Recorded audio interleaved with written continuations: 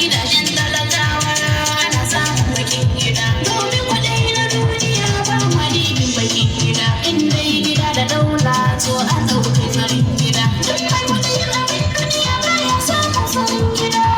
Ba sa iya sama ne sai da san gidan bayi dan ba su bakin gida. In mace kudin da hatta ba kada mu fara bakin gida. Dangalin daular cikin gidan ku gano halin cikin gida. Babu mamaki a dangano babu tarbiyya cikin gida. Babu mamaki akwai kuɗi babu addini cikin gida. So iyayen ku bincika ku yi lissafin cikin gida. Ƙarshen ƙarshe ba sha kafe ba.